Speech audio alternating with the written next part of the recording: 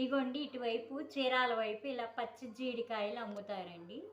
ఇవి కొనుక్కొచ్చుకొని ఏట మాంసంలో వేసుకోవటానికి ఇట్లా ముందు కట్ చేసుకోవాలండి. ఇలాగా ఇగోండి ఇట్లా నేను కట్ చేసుకొని చూపిస్తున్నాను.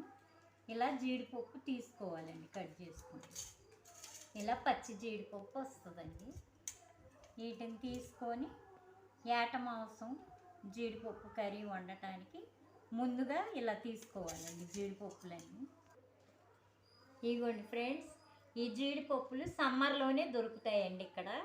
ఇవేమో కర్రీలో వాటిల్లో వాడుకోవచ్చండి. ఇవేమో కాయలు పెద్దగా అమ్ముతారండి.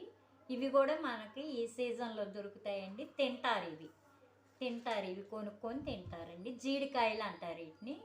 ఈ విత్తనాలు తీసి పప్పులేమో ఇట్లా కూరల్లో వేసుకుంటారు. వీటిని ఇలా ఒలుసుకోవాలండి. జాగ్రత్తగా ఒలుసుకోవాలి. ఈ మరకలు పడి మళ్ళీ మనకి చేతులు ఇదవుతాయి. జాగ్రత్తగా తీసుకోవాలండి. ఫ్రెండ్స్, ఇవన్నీ ఒలుసుకొని కూర చేసేటప్పుడు నేను మీకు చూపిస్తానండి. మటన్ తెచ్చుకున్నాము. మటన్ జీడిపప్పు కర్రీ చేసే విధానం ఇవన్నీ బాగు చేసుకున్న తర్వాత నేను మీకు చూపిస్తానండి ఒలిచిన తర్వాత. హాయ్ ఫ్రెండ్స్, ఇదిగోండి పొట్టేలు మాంసం కేజీ తీసుకొచ్చామండి ఈవేళ. దీనిలోకి జీడికాయలు ఎక్కడ అమ్ముతారండి మా పాప వాళ్ళ ఊర్లో చీరాల్లోనండి. ఆ పచ్చి జీడికాయల నుంచి వాళ్ళు ఇలా మనకు కట్ చేసి ఇస్తారండి. జీడికాయలు ఈ పచ్చి అన్నమాట. ఇది కలిపి కూర వండుకోవాలి. దానిలో కావాల్సిన పదార్థాలు మామిడికాయ అండి, ఇగోండి ఉల్లిపాయ ఒకటి, 10 పచ్చిమిరపకాయలు, టమాటాలు, ఉప్పు, కారం, ఆయిల్, ఇదిగోండి కొత్తిమీర, కరివేపాకు, కొత్తిమీర స్టోర్ చేసుకుంటానండి. ఇవేనండి ఇంకా ఐటమ్స్ కూరలోకి. కూర చేసిన తర్వాత మీకు చూపిస్తానండి. అన్నీ కుక్కర్లో కలిపెట్టుకోవటమేనండి. గతంలో మీకు చూపించాను అవి మామూలు జీడిపప్పులు, ఈ పచ్చి జీడిపప్పులు. బాయ్ ఫ్రెండ్స్, కూర ఉడికాక మీకు చూపిస్తాను.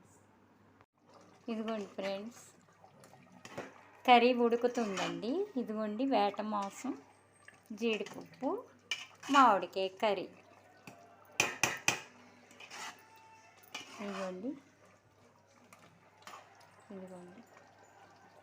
ఇలా ఉడికిపోయిందండి. ఇప్పుడు తిని చూపిస్తా. ఇదిగోండి ఫ్రెండ్స్, కూర తిని మీకు చూపిస్తానండి. వేట మాంసం జీడిపప్పు కర్రీ.